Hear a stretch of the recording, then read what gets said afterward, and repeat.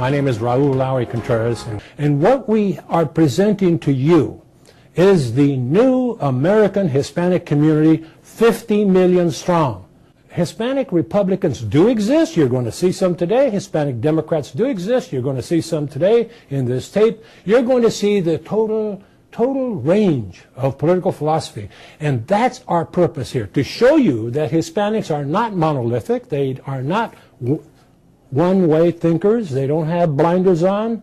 They can think and do think for themselves. You'll see people here that don't agree with me, that are further to the right than I am. You'll see people here that are further to the left, and you'll see a couple of people that are also in the center, which is where I pride myself to be, a little bit to the right of center. But that's our purpose at America's Live Network, is to show America and the world that the American Hispanic community is made up of all kinds of people, great educations, doing well in society, and don't necessarily have to live for and demand an welfare society.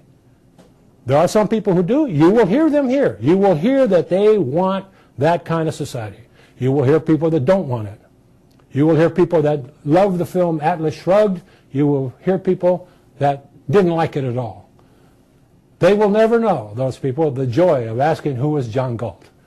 So, be prepared in the next few minutes to be introduced to people who speak English better than I do, who know the law better than I do, who know Spanish better than I do, who are far brighter than I am, and better looking.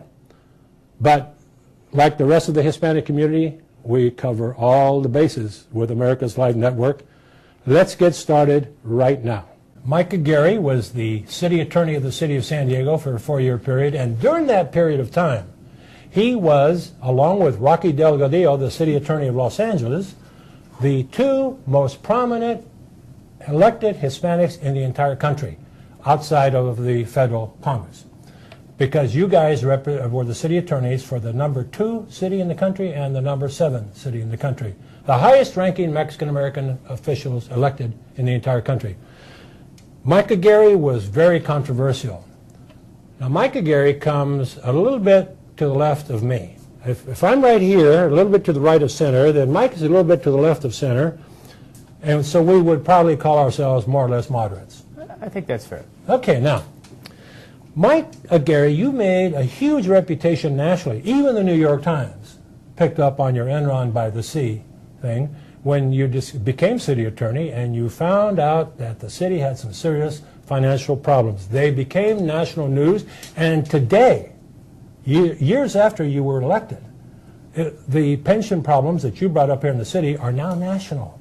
Every state has them. The federal government has them. Everybody has the problems that you spotted here in San Diego. Tell us about them. Well, in San Diego, there were a group of insiders within the city who rigged the pension to pay themselves $1 million pensions. They did it below the radar screen, so no one could see what was going on. The voters had no idea. The pensions weren't earned. And now those pensions, that little pension acorn that they created, is now $7.4 billion. There's at least $2 billion short. We don't have the assets to pay. The number of people that make $100,000 or more from their pensions went up 70% last year. It's drained away all of our resources from the city, from our streets, our roads. Our rec centers now are going to be closed 80% of the time. The libraries are going to be closed 80% of the time, all so that this small, relatively small group of people can receive $1 million pensions. Now it is my pleasure to introduce to you Esther Valdez. Esther Valdez is a practicing attorney who grew up here in San Diego, whose parents are from Mexico. Esther was born here. She went to the University of California, San Diego, UCSD, which, by the way, Esther, I attended UCSD before it was UCSD. Really? Is that a fact? That's right. It was called the Camp Matthews Marine Corps Rifle Training Range. Has a lot of history, the campus. Yeah. So, Esther graduated from UCSD with honors and went on to the University of California Bolt Hall Law School, and she became an employment attorney and harassment attorney. She's going to be joining us as a host for her own show every day, Monday through Friday, God willing, and she'll be able to cover subjects that you can't even imagine. Now, keep one thing in mind. I told you that I'm more or less here in the political center. Esther is over here a little bit on more to my right. And so she's going to surprise you with some of her philosophies and some of her ideas and some of her ideology. It is generally the same as mine, but not quite. Esther, welcome. Thank you so much, Raoul, for the kind words. Okay, now, I'm going to pretend I'm a caller, and I want to call you up and say, Esther, thanks for taking my call. I've been watching this situation in Wisconsin very carefully because I am a public employee here in San Diego. And I don't want anyone to take my rights away from me. Now, what happened in Wisconsin? How can the Republicans get away with what they did in Wisconsin? Well, it's not a matter of the Republicans getting away with anything. It's the people taking back their tax money. The people, we the private employer, the private employee, are paying taxes to support you, the public employee. And we pay that, we pay your pension, we pay your salary, and now it's time for some fiscal economy. Now it's time to scale back because of the recession that we find ourselves in. We have, at least in California, 1 out of every 10 Californians not working. We can't support the tax burden anymore, and it's time for you, the public employee, to pay your fair share. We're back with another new host that we're going to be featuring, and she's going to appear as often as her schedule permits, hopefully every day, Monday through Friday. She will also be a substitute, so you'll see her filling in for various people. Her name is Patty Newman. Don't let that throw you. She'll tell you what her born name was, her Christian name and all that. Patty was born in Los Angeles, raised in Tijuana, as I recall. That's right. Went to the University of Guadalajara and has a medical background and works in medical affairs today, running some clinics for her doctor husband. Now, one of the reasons that she's here is that, believe it or not, there is someone to the right of me. You already saw Esther Valdez, and she's to the right of me. So is Patty. Patty is a hotshot in the Tea Party, believe it or not. She's an officer in one of the Tea Party groups, which I'm sure she'll tell you about. And, of course, the Tea Party has proven to be very important. It's a significant factor. Everybody was laughing at him a couple years ago. I think Nancy Pelosi, then Speaker of the House, referred to him as AstroTurf. And lo and behold came the election of November 2010, and the Tea Party rose up en masse and bit the Democratic Party right in the butt. We won. The Republicans won 63 seats. That they hadn't done that well since 1936 or 8, since then, when they won 80 seats in reaction to Franklin Delano Roosevelt. So what we have here is a person who has been in the Tea Party since the beginning and will continue to be, I guess, as long as the Tea Party is around. She's an elected Republican Party official, elected in the primary of 2010 to the Republican County Central Committee from the 66th District. State Assembly. And she coordinates all the work in her husband's medical clinics. She's here for a whole bunch of reasons. She was recommended, when I was recruiting, she was recommended by Congressman Darrell Iss's office. And when I first spoke to her, I discovered that she has this medical background, and she is up to Obamacare here in its details, right up to here. Therefore, we finally found somebody that knows what they're talking about. A lot of us can be against Obamacare for a whole bunch of reasons, general reasons, but she can tell you exactly why. So, Patty Newman, let me ask you questions like a caller would ask you. Okay. They already know you know something about Obamacare. And somebody's going to call up and say, Patty, how can you be against it when poor people need medical care? Obamacare is a big scam. This is a large population is going to be thrown into a massive government program. So picture the Medi-Cal program or the Medicaid program nationwide. This is what Obamacare turns everybody into. If we go with I think the goal being a one payer program. Single payer. Yes, this is where they want to take us. And you know, America has the best medicine in the world. If we do that, it will not be the best place to get your medical care. Hola, Enrique Morones of Border Angels, and I'm here to talk about a topic that's very important to all of us. We have presidential elections coming up next year, and as you know, we're in the best of times, we're in the worst of times. We have situations happening around the world, lots of unrest, lots of tragedy. A lot of them are man-made, a lot of them are beyond our control. But we can control one thing, and that's who we're going to vote for president next year. I worked as a volunteer, not as Border Angels, but as a citizen of the United States on the campaign for Barack Obama. I have absolutely no regrets. I believe that he will go down as one of our greatest presidents, and it's an easy thing to say, especially with the previous person, because with the Bush administration, I believe that for 6 or 7 generations, we're going to be paying for those sins. The many mistakes that he has done, they're still not finding the weapons of mass destruction, but there's a lot of people that have died as a result of his politics, a result of his policies, a result of him not acting in a humane manner. Mr. Morrones, I'd like to pose a question to you that might be very interesting for our viewers. Do you think the Obama presidency so far has been a successful one? And if so, why? Yeah, there's no doubt it's been a successful one, but there's tremendous challenges from the previous administration. That hole that President Bush put us in, it's going to take several presidents to get out of it. So it's a tremendously challenging time. But I have seen President Obama try to bring in consensus, try to work with both sides of the aisle. He has many faults, no doubt. He's got tremendous challenges. But he hasn't come through with a lot of his promises, and I'm upset about that as well. But I do believe that he's turning that ship around, and like he mentioned, it's not a speedboat, it's a cruise ship, so it takes time. We have the issues in the Middle East. We've had a lot of natural disasters. We have unrest within the country, some extremist groups like the Tea Partiers and so forth. And I think he's the right man for the right moment, but only history will judge. If he does a good job, because some of the challenges that are going to be upcoming are unforeseen. Of course, nobody knows exactly what's going to be taking place. But I trust the president. I am frustrated. I'm frustrated with some of the actions or the inactions that he's taken.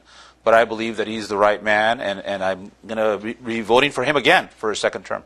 My question is, how can you even posit that this is a successful presidency? We have sky-high inflation, the highest gas prices we've seen in 4 years. Inflation's going up through the roof. The Federal Reserve is printing currency, which is causing the American consumer to consume more and more and our country is in greater debt. He still can't resolve the budget deficit with Congress. How can you even posit that this has been successful? Not to mention the fact he hasn't even met his promises to our Hispanic constituents. No amnesty and whatnot. Well, I hope he doesn't give amnesty because the Hispanic community doesn't want amnesty. We want a pathway to legalization, which is a big difference from amnesty. But as far as the economic situation that you're referring to, I mentioned earlier, previous President Bush put us in a tremendous hole. It's going to take a long time, and he's fighting that battle, and he's going in the correct direction. Olga Diaz is the first Latina or Hispana, or however you want to call her, she can call herself whatever she wants, elected to the Escondido City Council. Escondido is a city of about 100,000 people.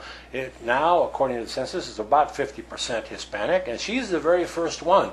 And there she is every week, sometimes on the short end of a 4-to-1 vote, but she's there, she's representing the community.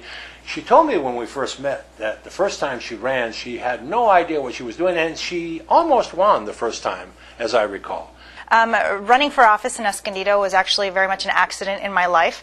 I owned a coffee house. I was perfectly happy to just bop around my life. I had a degree in accounting, but that's such a lifeless job that I left Pricewaterhouse and I ended up at Santa Clara University in a research department, and then after a few years I ended up owning a coffee house because it sounded so charming to own a small business. Of course, 8 years later, my brother has kept the business and I've moved on to other things. But running for office really was something that I had never planned to do. I had always been a fairly responsible voter. I read all of the campaign material for candidates and I always made sure to vote. But getting myself on the ballot was an entirely different issue.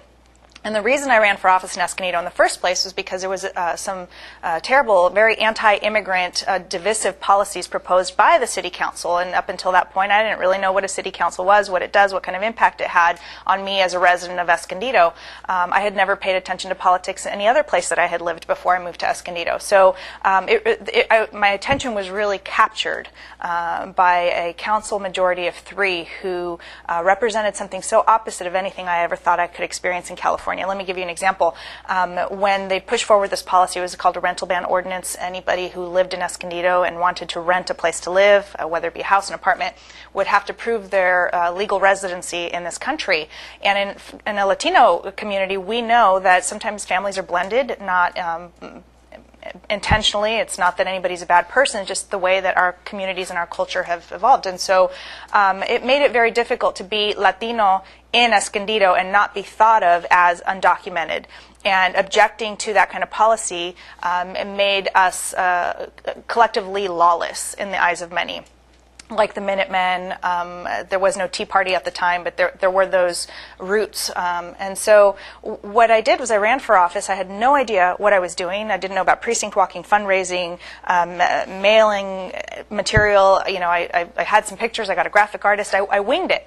And I did it on a whim. So in 3 months' time from when I got my name on the ballot, because I didn't see that there was another candidate I could support, I got my name on the ballot, and election day I came in third, and I needed to be first or second, right? So I was just right out of the money. And I just kept running. And so for the next 2 years, I did not let up. I didn't give up, because at this point now, I realized, in fact, it was Logan Jenkins, was the first person who ever told me, he works for the Union Tribune.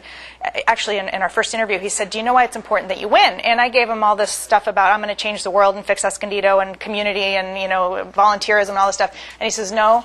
It's because you would be the first Hispanic elected in the history city. And I didn't know that. And so I hold the title, but I wasn't after the title. And it has made a huge difference. Again, I kept running. I won in 2008, the same year that President Obama was elected.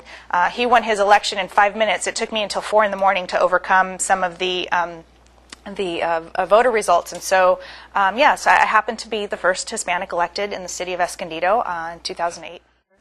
America's Live Network will have all kinds of features in addition to the live talk shows. We will have scenes, and we will have interviews out in the field as much as possible.